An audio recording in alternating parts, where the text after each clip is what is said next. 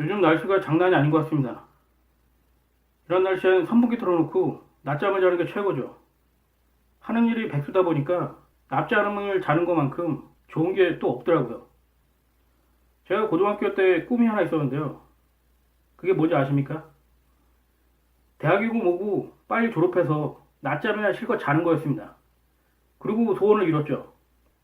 몇 년간 낚시나 하면서 유유자적 낮잠을 잤습니다. 아, 말이 길어졌는데요. 다름이 아니라 제가 낮잠 얘기를 한 건 이유가 있습니다. 저번 달부터 낮잠을 자고 있는데 전화가 오더라고요. 사실 낮잠을 자다가 전화를 받기가 되게 귀찮거든요. 그렇다고 안 받을 수도 없고요. 근데 그 전화가 투자를 하라는 그런 전화였습니다. 투자를 하면은 안정적으로 수익을 얻을 수 있다나요? 상가, 오피스텔, 뭐 그런 곳에 투자를 하라고 하더라고요. 그러면서 제 노후까지 걱정을 해주더라고요. 얼굴도 모르는 분이 제 노후를 대비해서 투자를 하라는 겁니다. 이 자리를 빌어서 감사하다는 말씀을 드리고 싶습니다. 자기 먹고 살기도 바쁜 세상에 이 얼마나 고맙고 이타적인 마음씨일까요? 참 요즘 같은 삭막한 세상에 보기 드문 그런 훈훈한 미담이 아닐까 합니다. 그러면서 노후를 대비해서 안정적인 수익이 나오는 오피스텔에 투자할 의향이 없냐고 물어보더라고요. 여러분들도 다 아시겠지만 제가 실업자 백수 아닙니까? 저에게 오피스텔은 그림의 떡이죠. 그래서 제가 이렇게 말했죠. 제가 지금 신용불량자의 백수인데 어디 왕창 대출 받을 데 없냐고요. 그러면 제가 그 오피스텔 투자를 하겠다고 말했죠. 그랬더니 전화를 끊어버리더라고요. 참, 이 세상은 너무 백수에게 야박합니다. 아니, 투자를 하겠다는데 왜 끊을까요? 뭐 그래서 제가 말씀드리고 싶은 건 지금 부동산이 고점에 다다랐다는 신호가 포착됐다는 것입니다.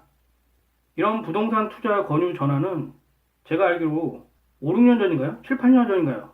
그때 되게 유행했거든요. 그때도 제가 집에서 낮잠을 자고 있으면 그런 부동산 투자 권유 전화를 많이 받았었거든요. 근데 몇 년간 잠잠하다가 최근에 들어와서 다시 뭐랄까요? 전화가 오기 시작했습니다. 왜 그럴까요? 그게 정말 돈이 되면 자기가 해먹지 뭐하러 남한테 전화를 할까요? 저는 이 전화를 최근에 2번 받았는데요. 이건 분명히 부동산 고점을 알리는 신호입니다. 저는 그렇게 생각합니다.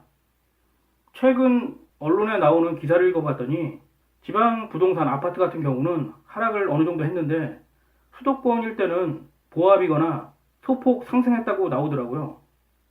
근데 대세적으로 지금 추세가 부동산이 거품이다, 고점이다, 이제 하락할 것이다 그런 말이 많이 나왔는데도 수도권은 보합이거나 소폭 상승했다는 건 정말 알 수가 없습니다. 뭐랄까요? 아무래도 수도권이 지방보다는 메리트가 있는 건 사실이죠. 하지만 이제 더 이상 오를 수 없다는 거죠. 왜냐고요? 사줄 사람이 더 이상 없습니다.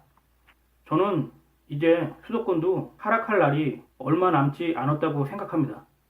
아마도 세력들은 뭐랄까요? 부동산 시장에서 다 빠져나가지 못했을 겁니다. 왜냐하면 덩치가 크고 가격이 비싸기 때문에 그걸 쉽게 다 처분하지 못했을 겁니다.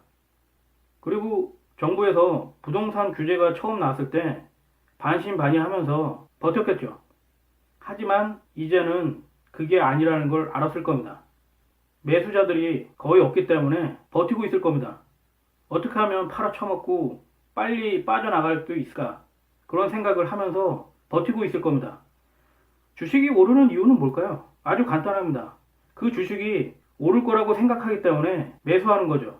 만약에 그 주식이 하락할 거라고 하면 어느 미친 투자자가 그 주식을 매수할까요?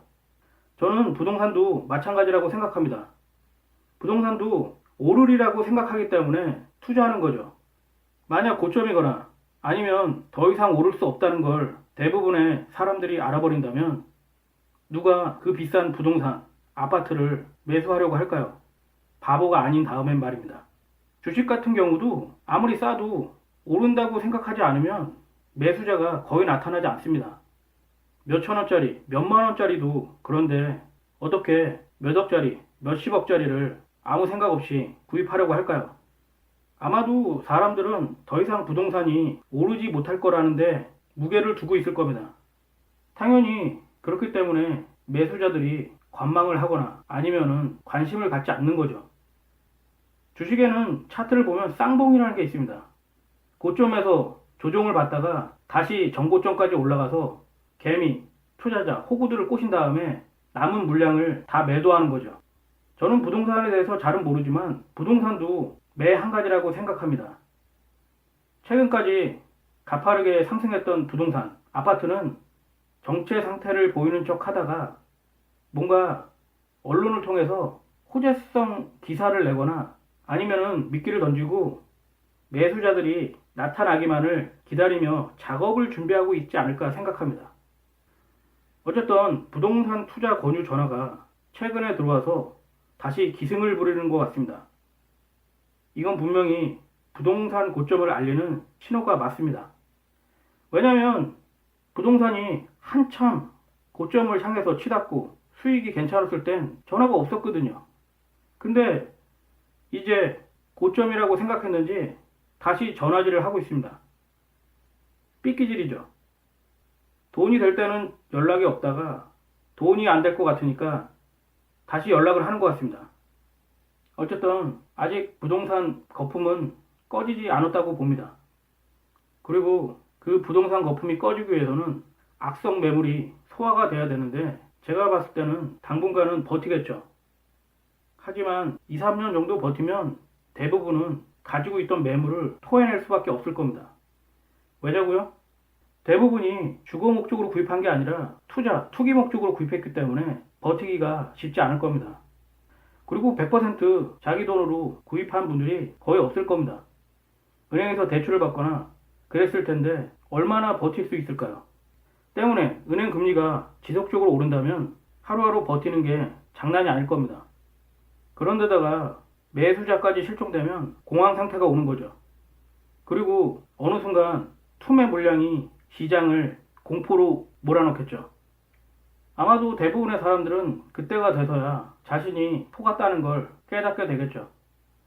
저 같은 경우도 펀드를 7년이나 갖고 있었습니다. 미련을 못 버리고 버티고 버텼죠. 그나마 저 같은 경우에는 뭐 은행 대출이라든가 그런 게 아니라 제 쌈짓돈으로 투자했기 때문에 7년을 버텼죠. 그런데도 하루하루가 고통이고 스트레스였습니다. 하물며 은행 대출을 받으신 분들이 버틴다는 건 정말 쉽지 않을 겁니다. 그래서 제가 말씀드리고 싶은 건 투자에 있어서 미련을 가져서는 절대 안 됩니다. 그보다는 미련을 버리는 게 오히려 투자에 있어서 훨씬 좋습니다. 미련을 못 버리고 그걸 잡고 있어 봐야 나중에 투매 물량이 나와서 시장이 급격하게 폭락을 시작하면 그땐 엄청나게 손실이 커질 겁니다. 때문에 더 오를 거라는 환상이나 원금에 대한 집착은 오히려 나중에 더 큰 손실로 이어질 뿐입니다. 저는 그렇게 생각합니다. 모든 투자나 투기는 매도 타이밍을 놓치면 그 손실이 걷잡을 수 없이 커집니다. 제가 요즘 부동산 관련 댓글을 보면 아직도 많은 분들이 환상을 가지고 계신 게 분명하다고 생각합니다. 따라서 바닥은 아직 멀었다는 거죠. 제가 자주 말씀드리지만 투자에 있어 현실을 직시하는 건 무척 중요합니다. 투자는 현실을 외면하고 환상에 사로잡히면 실패할 확률이 무척 높습니다. 그 환상은 세력들이 만들어 놓은 거죠. 언론과 함께. 이제 바닥이 올 때까지 기나긴 조정이 기다리고 있을 겁니다. 공포와 두려움에 투매 물량이 나올 겁니다. 그때가 돼서야 현실을 깨닫게 되겠죠. 아닌가요? 어쨌든 부동산, 아파트, 상가, 오피스텔 이제 더 이상 오르기가 어려울 겁니다. 일단 일반인들, 투자자들이 더 이상 오르지 못할 거라는 의심을 갖게 되면 그 상품은 그걸로 끝입니다. 바보가 아닌 다음에야 하락할 상품을 구입할 사람은 없을 테니까요. 그리고 제가 처음에 말씀드렸듯이 부동산 투자 권유 전화가 왔다는 게 고점을 알리는 신호라고 봅니다.